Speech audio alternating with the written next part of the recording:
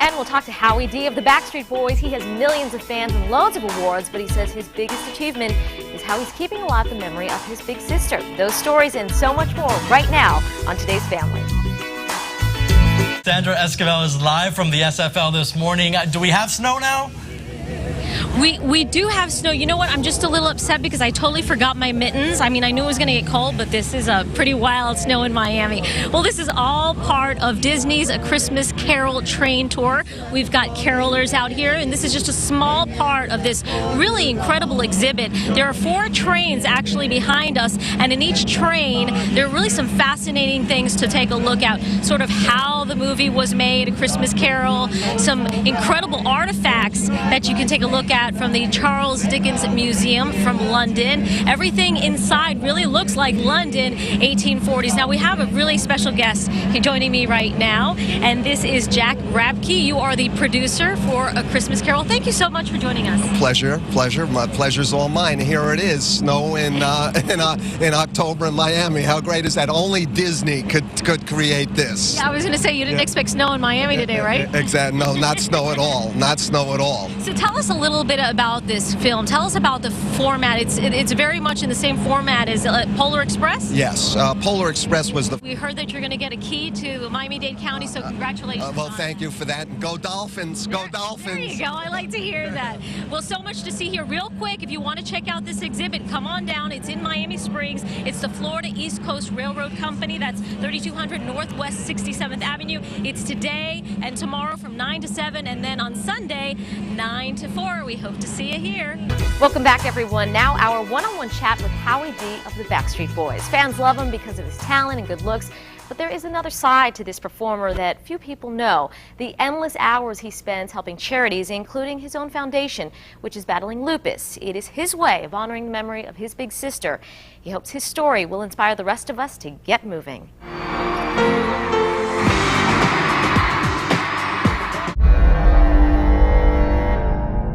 You're watching video of the last time anyone has seen Jason Rapay alive.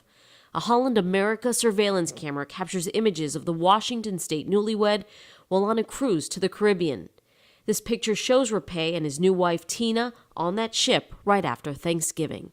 They were just having a blast, and then one night they were hanging out in one of the bars, and he got up apparently to go to the restroom. We don't know. The romantic getaway departed from Fort Lauderdale, the last time Jason Rapay was seen between St. Thomas and the Bahamas. Right now it's been reported as a missing person, presumed deceased. The surveillance video shows Rapay walking on deck 10. The next camera angle is about 100 yards away, according to Broward Sheriff's Office Detective Kevin Forsberg, who investigated the case. What you see in the second camera appears to be a dark figure, which we can presume is Mr. Rapay, and it appears that that figure goes up on the railing and then overboard. There's another camera at water level, but his widow asked us not to show those images. It does appear to be a figure in the water, and the wave pattern changes, but I couldn't make a determination that that was the victim waving. After Tina Rapay reported her husband missing, the ship kept moving while a search was conducted,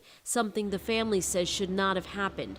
The Coast Guard was notified and the ship turned around more than 3 hours later, according to the detective.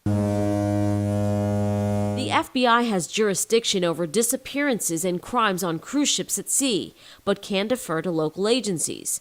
2 days after Rapay's disappearance, ship security handed over its case to the Broward Sheriff's Office.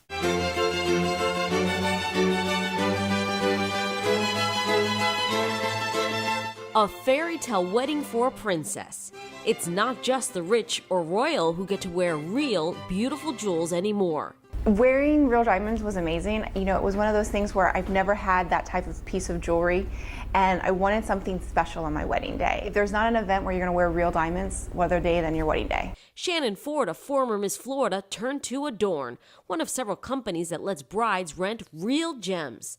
Shannon loved this $10,000 diamond bracelet and matching earrings, and they were sent to her home for less than $300. You know, if the celebrities can borrow special jewels for, you know, the Oscars, why not for your wedding day? How does it look?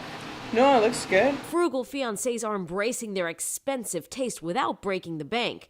Jamina Brown wanted a one-of-a-kind dress without the boutique price. She's renting a custom-made gown from All Bridal in Hollywood for $285. Like, I want the pictures to be amazing because I want to look back on it, you know, in 10, 20 years from now and be like, oh, you know.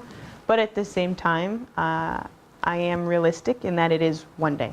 And of course, no fairy tale wedding could be complete without a spectacular wedding cake, but elaborate fondant cakes can easily cost $1,000 and much more.